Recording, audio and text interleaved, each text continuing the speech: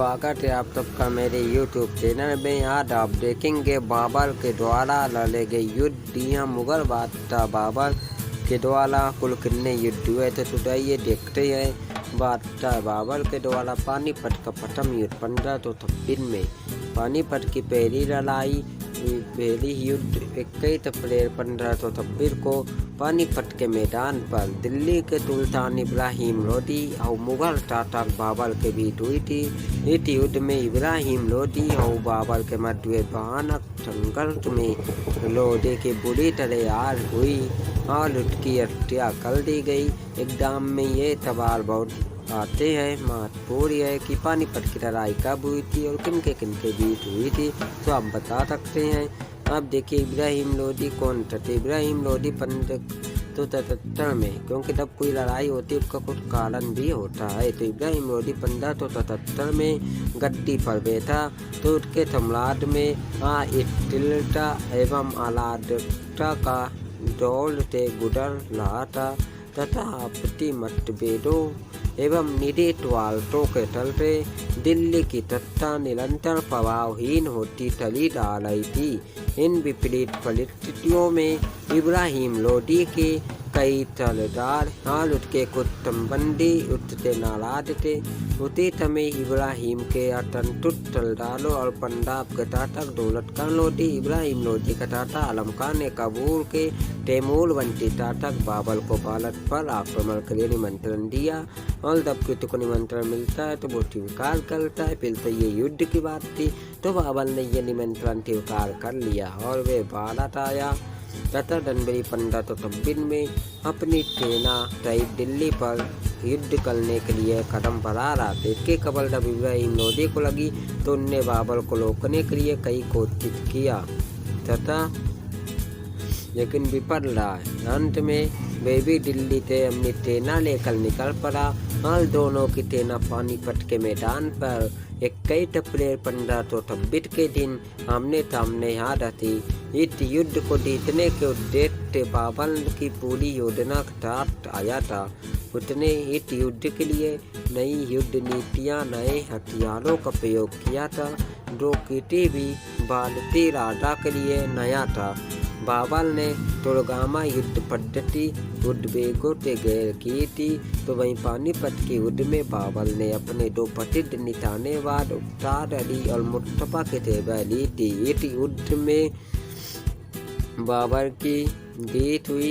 इस युद्ध में पहली बार बारूद आग्नेयास्त्र और मैदानी तोपखानों को उपयोग किया गया था। साथ ही युद्ध में बाबर ने पहली बार तुलगामा युद्ध नीति का प्रयोग किया तथा इस युद्ध में बाबर ने तोपों को सटाने के लिए उस्मानी विधि जैसे विधि का प्रयोग किया था जिसे कहा जाता है। एक अनुमान के मुताबिक बाबर की सेना में 15,000 के करीब सैनिक और 20 से 24 मैदानी तोपें थी। लोदी का सेना बल 1,30,000 के आसपास था। हालांकि इस संख्या के सिविल बंदूकों की संख्या शामिल थी, जबकि लड़ाकू टैंकों की संख्या 1 लाख से 11 लाख के आसपास थी। इसके साथ कम से कम 300 युद्ध हाथियों ने भी युद्ध में भाग लिया तथा स्टेट की हिंदू राजपूत इस युद्ध में स्थित रहे, लेकिन ग्वालियर के कुछ तोमर राजपूत इब्राहिम लोदी की ओर से लड़े हुए थे अर्थात युद्ध किए थे। बाबरनामा के अनुसार बाबर की सेना में कुल 12,000 सैनिक शामिल थे, तो वहीं दूसरी तरफ इब्राहिम की सेना में बाबरनामा के अनुसार 1 लाख सैनिक और 1,80,000 शामिल थे। बाबर की सेना में न्यूनतम हथियार तोपें और बंदूकें तोपें गाड़ियों में लगकर युद्ध स्थल पर लाई जाती थी तथा सभी सैनिक पूर्ण रूप से कवच युद्ध एवं धनुषबाण विद्या में एकदम निपुण थे। इस प्रकार आपने देखा अब आप देखेंगे कि इस युद्ध में सुल्तान इब्राहिम लोदी और उसकी सेना को मृत्यु प्राप्त हुई तथा बाबर के हिस्से में ऐतिहासिक जीत दर्ज हुई। इस युद्ध के उपरांत लोदी वंश का अंत हुआ और मुगल वंश का आगाज हुआ। लोदी वंश के स्थान पर मुगल वंश की स्थापना हुई। कई इतिहासकारों ने इस युद्ध के उपरांत भारतीय इतिहास में एक नया युग का आरंभ माना है। लोदी वंश एक अफगान वंश के शासक से अफगानों का जिसके विरुद्ध मुगल वंश की स्थापना हुई थी। अब देखते हैं कानवा का युद्ध।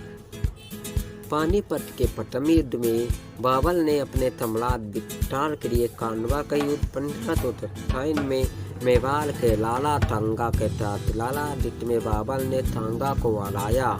युद्ध के उपरांत राजपूत राज कमजोर हुआ और मुगल सम्राट की नींव पड़ी। की नींव पड़ी। अब देखते हैं कानवा क्या है। तो कानवा राजस्थान में भरतपुर के निकट एक ग्राम कानवा है जो फतेहपुर सीकरी से 10 मील उत्तर पश्चिम में स्थित है।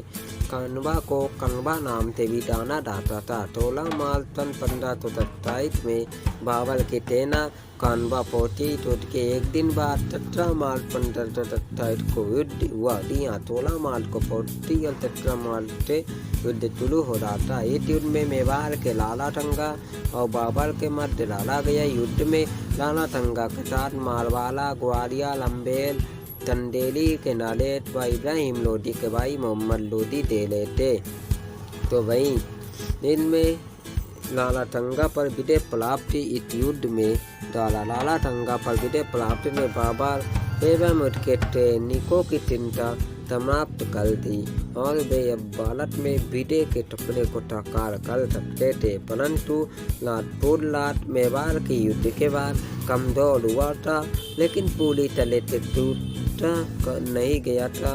तो इसीलिए मुगल बादशाह बाबर ने एक बार फिर से अनटेट राजपूतों के खिलाफ चंदेरी कनबक युद्ध जीतने के बाद बाबर ने गादी की उपाधि धारण की। इस युद्ध में लाला टांगा घायल हुआ पर किसी सहयोगी के द्वारा बचा लिया गया। कालांतर में अपने किसी सामंत अर्थात मंत्रियों के द्वारा भोजन दिए जाने के कारण लाला टांगा की मृत्यु हो गई।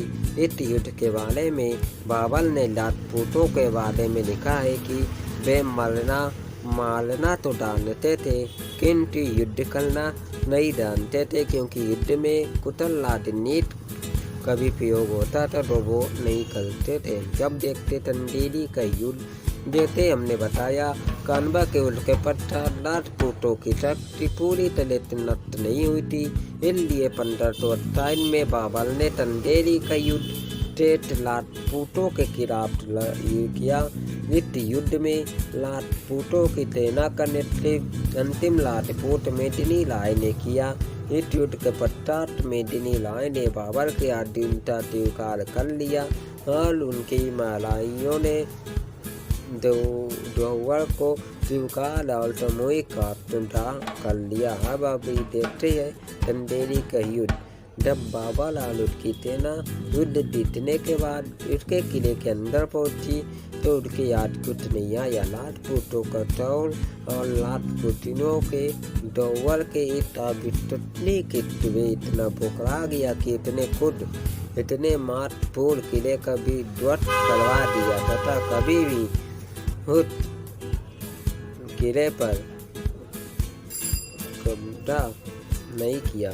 ये इस प्रकार हमने देखा कि किस तरह मुगल लोगों से बचने की वजह से कई राजपूतियाँ दोवर करके अपने आम सम्मान की रक्षा करती थी, क्योंकि ये मुगल वेद के तातों के चले रहते थे जो कि अब आगे आप देखते हैं। कुछ आगे युद्ध में राजपूत सेना की हाल हुई और राजा मेदिनी राय ने बाबर से संधि कर उसकी अधीनता स्वीकार कर लिया और संधि के अनुसार मेदिनी राय की दोनों पुत्रियों का विवाह बाबर के पुत्र कमलान एवं इमाऊ से कर दिया गया। बाबर ने चंदेरी का युद्ध जीतने के बाद बाबर ने राजपूताना के कटे हुए टीलों की मीनार बनवाई तथा याद का नारा दिया गया। आप देख सकते कि बाबर कितना ही कट्टर था कि 2 लाख फुटों के कटे हुए टीलों की मीनार बनवा के और डियाट के नाम का नाला दिया। वर्तमान में भी इसी तरह डियाट का नाला काफ़ी आम हो गया है।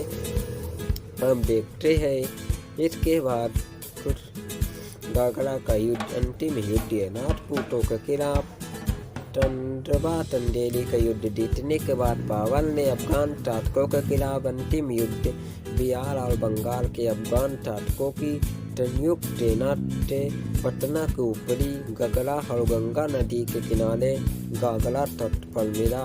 बाबर का तोपखाना इस युद्ध में अफगानों के विरोध में उपयोगी सिद्ध हुआ और 3 मई 1529 में बाबर ने गागरा का युद्ध बंगाल बिहार के संयुक्त सेना के खिलाफ लड़ा। ये युद्ध दल